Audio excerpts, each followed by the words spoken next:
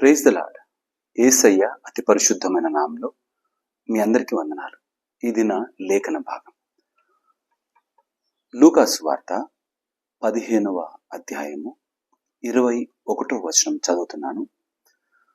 కురేనీయుడైన సీమోను ఒకడు పల్లెటూరు నుండి వచ్చి ఆ మార్గంన పోచుండగా ఆయన సిలువను మోయుటకు అతన్ని బలవంతము చేసిరి.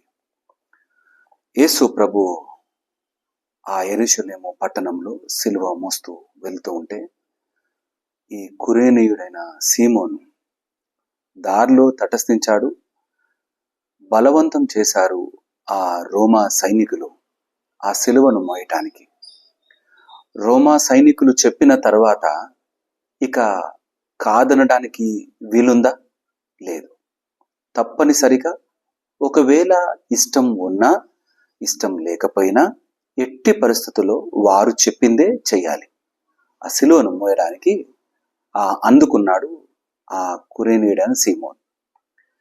ఈ వచనం భాగంలోని ఈ మాటను ఒకవేళ ఈ దినాన ఈ పరిస్థితులలో మన కొరకు ఆలోచన చేస్తే ఏ విధంగా మనమున్నామో ఒక్కసారి గుర్తు చేసుకుందామా? నువ్వే విధంగా మోస్తున్నావు సిలువను అని ప్రశ్నిస్తే ఏమని చెబుతావు? నా తల్లిదండ్రులు క్రైస్తవులు కాబట్టి, వారికి నేను పుట్టాను కాబట్టి, వారితో కలిసి నేను ప్రతి ఆదివారం ప్రతిదినము ప్రార్థనలో, కుటుంబ ఆరాధనలో లేదా సంఘంలోని ఆరాధనలో గడుపుతున్నాను కాబట్టి క్రైస్తవుణ్ణి, అందును బట్టి సిలువను మోస్తున్నాను అంటున్నావా? లేదా వ్యక్తిగతంగా యేసయ్యను నువ్వు తెలుసుకోగలిగినావా? ఆయన్ను తెలుసుకున్నప్పుడు చాలా ఇష్టంగా ఈ సిలువను జీవితకాలమంతా మోస్తాం. ఆయనను ఇష్టపడకుండా లేదా ఎవరో చెబితే వారి మాటను బట్టి ఒకవేళ ఈ సిలువను మోయడం ప్రారంభిస్తే నువ్వు ఎక్కువ దూరం దీన్ని మోయలేవు. మోసినట్టుగా అనుకుంటాము కానీ దీన్ని బయటికి కనిపించేదిగానే ఉంటుంది తప్ప నిజముగా మనము మనస్ఫూర్తిగా ఈ సిలువను ఎత్తుకున్న వారము కాము. ఆయన సిలువ బరువైనదా అంటే నా కాడి చాలా తేలికైనది అంటాడు.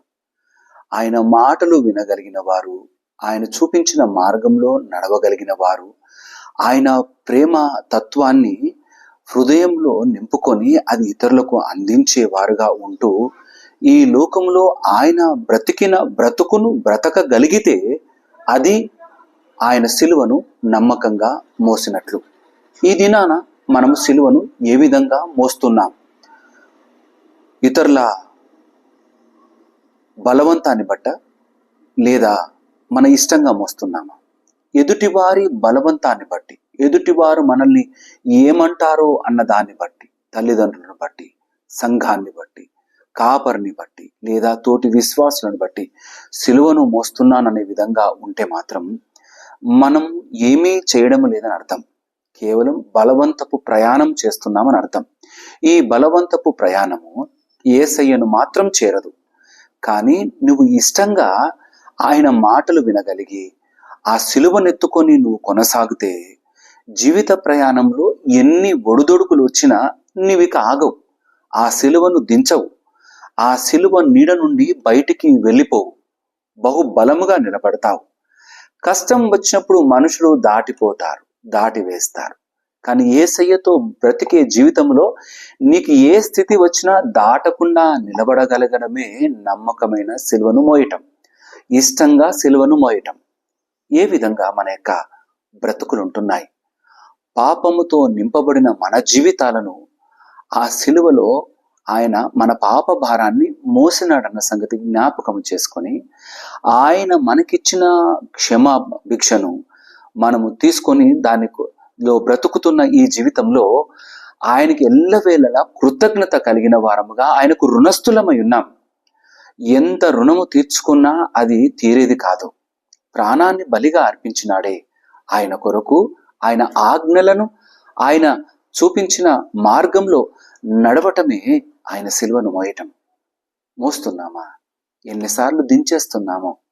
ఎన్నిసార్లు మన యొక్క మానవ స్వభావం, శారీరక స్వభావము బయటికి వచ్చి ఆ సిలువను ఎన్నిసార్లు విసిరేస్తున్నామో. సిలువ వైపుకు చూచినప్పుడు అది కర్ర ముక్కలే కావచ్చు, కానీ దానిపైన నిన్ను నన్ను బహు గొప్పగా ప్రేమించిన యేసయ్య మరణమై ఆ శాపంగా ఉన్న ఆ సిలువను మన జీవితంలో దీవెనకరంగా నిలబెట్టినాడు. ఆ సిలువ వైపు చూచిన ప్రతిసారి ఆయన మన పట్ల జరిగించిన ఈ గొప్ప బలియాగము జ్ఞాపకం రావాలి. అప్పుడే నువ్వు నమ్మకంగా ఆయన సిలువను మోసేవాడవుగా, ఆయన ఆజ్ఞలను బట్టి బ్రతికే వారముగా, ఇతరులకు ఆయన చూపించిన మధురమైన ప్రేమను చూపిస్తూ బ్రతకగలం. లేకపోతే జీవశ్చవాలుగా ఉంటాం. మనము ఒకవేళ ఎవరైనా మరణిస్తే ఏం చేస్తాం? తీసుకొని వెళ్ళి సమాధి చేస్తాం. సమాధి చేయకుండా అదే ఆ ప్రాణము లేని శరీరాన్ని, శవాన్ని అట్లే పెట్టుకొని ఉంటే ఏమవుతుంది? అది వాసన కొట్టిపోతుంది. మనము ఒకవేళ సిలువను మోయని వారం అవుతే జీవశ్చవాలుగా అయిపోతాం. క్షమించాలి, కఠినమైన మాట, కానీ దేవుని మాట చాలా సూటిగా స్పష్టంగా మాట్లాడే మాట. మనము జీవశ్చవాలుగా ఉండటానికి వీల్లేదు. జీవింపజేయబడిన ఆ దేవుని సన్నిధానంలో నమ్మకంగా జీవిస్తూ ఆ సిలువను మోస్తూ ముందు కొనసాగాలి. ఆ బ్రతుకు కొరకు ఆయన అడుగుదామా? అట్టి నమ్మకమైన జీవితం కొరకు అడుగుదామా? నేను బలవంతంగా కాదయ్యా, ఎవరు నా పైన ప్రెషర్ పెట్టారు కాబట్టి నీ సిలువను మోయడానికి ప్రయత్నం చేస్తున్నానంటూ బ్రతికే బ్రతుగా కాకుండా, నీకు నీవుగా, ఎవరో చెప్పారన్న మాటతో కాకుండా, నీవు ఆయన వ్యక్తిగతంగా ఆయన ప్రేమను, ఆయన మన కొరకే జరిగించిన బలియాగాన్ని ఈ యొక్క శ్రమల దినాల్లో నమ్మకంగా జ్ఞాపకం చేసుకొని ఆయన కొరకు జీవితాంతము బ్రతుకుదాం. ఈ సిలువను మోస్తూ కష్టం వచ్చినా, నష్టం వచ్చినా, తుఫాన్లు ఎన్ని ఎదురైనా, మనుషులు ఎన్ని మాటలన్నా, నీ పరిస్థితులు తలక్రిందులై నువ్వు అగత్పాతాళంకు జారిపోతున్నావని మనుషులు అనుకునే దుస్థితిలోకి జారిపోయినా, యేసయ్యను, ఆయన సిలువను విడవకుండా ఆ సిలువలోని మధురమైన జీవితాన్ని నీవు అనుభవించే వాడవుగా, ఆ సిలువలో బలియాగమైన యేసయ్య జరిగించిన గొప్ప కార్యాలను హృదయంలో దాచుకుని వాటిని మోస్తూ జీవితకాలం అంతా ఆయన కొరకు నమ్మకమైన సాక్షులుగా బ్రతుకుదాం. కొంత దూరము కాదు, కొన్ని రోజులు కాదు, కొన్ని నెలలు కాదు, కొన్ని సంవత్సరాలు కాదు. ఆయన ఎప్పుడైతే నిజ రక్షకునిగా అంగీకరించినావో ఆ దినము నుండి ఈ శరీరంలో నుండి ప్రాణాత్మ వేరైపో వరకు ఆయన సిలువను మోస్తూనే నమ్మకమైన బ్రతుకులో బ్రతుకుదాం. అట్టి బలమైన జీవితం దేవుడు మనందరికీ అనుగ్రహించి స్థిరపరిచి నడిపించును గాక. ఆమేన్. తల వంచుదామా, ప్రార్థన చేసుకుందాం.